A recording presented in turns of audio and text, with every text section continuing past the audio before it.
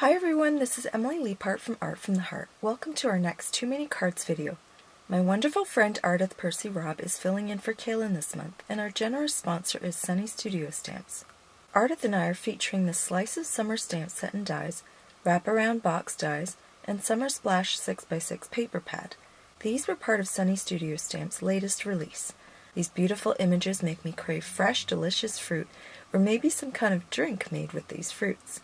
Slice of Summer features layering stamps for a lemon or lime, both a full fruit and also a cross-section, and that cross-section could also be an orange. The citrus fruits have 2 stamps each, and the watermelon has 6 images for the fruit, seeds, and rind. The sentiments are broken up so that you can customize the puns, and there are just so many possibilities. I can't count them all, but I do use 4 of them on my wraparound box. I was especially excited to play with this wraparound box. It's so clever and unique, and I haven't seen anything like it. The way the top of the box folds into a windmill is really beautiful, and it's so easy to open and close, which is always a bonus. The last product we're featuring is the Summer Splash paper pad, which consists of 24 double-sided papers, which means you get 12 different prints and 2 of each print. My favorites are the B-sides, which are the more subtle backgrounds. Any images I place on top stand out, and they're easy to mix and match with plenty of colors. First, I stamp the lemons and then the limes. I stamp multiples of each, so I always have enough to play around with in my scenes. I know that I'll need at least 4 of each in case I want to put 1 on each side of the box. The stamp layers are so easy to line up. The lemon is obvious since both stamps have the same shape. The lime looks like it could be scary, but it isn't. The pods are pretty distinct, and as soon as you pick out a section and look for the placement of those same pods, they line up quite quickly. Next, I stamp the watermelon. There are 2 layers for the red section, 1 layer for the seeds, which look incredibly real with dimension, and 3 layers for the rind.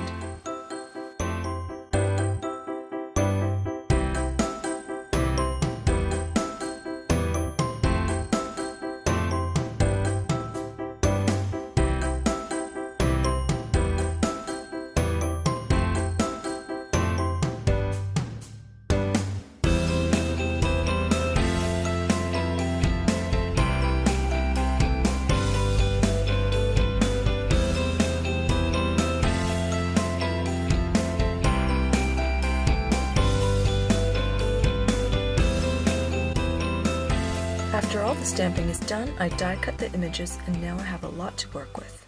I can make cards, tags, or just about anything with these. I'm going to start on the wraparound box now. The die set comes with so many pieces, and it's easy to make unique boxes every time you play with this set. I'll have to die cut 4 of the biggest piece to create the sides of the box. There are beautifully stitched panels for the sides and tops of the box, as well as layered tags and circles for the top of the pinwheel opening. There are also a bunch of cute shapes that can be attached to the hole for the tag. I can fit 3 of the box sides on a letter-sized piece of cardstock. For example, if you fold a letter in thirds to mail, this is what you'll do for this die cut. Using your trimmer, cut a piece of cardstock in thirds, and you'll be able to get 3 cuts from 1 piece of cardstock. Now you'll have 4 pieces with 5 score lines each. All of the lines will be folded in the same direction except for the diagonal line. First, I add score tape to all the tabs, then use a bone folder to score all the folds nice and flat. This helps keep all the corners nice and crisp with no cracking or lumpiness. It makes the box look like it was store-bought. Now I will carefully line up all the sides and attach them together. I take my time to make sure that the edges are all perfectly lined up, both horizontally and vertically. Before I put the box together, I'm going to die cut the panels from the Summer Splash paper pad.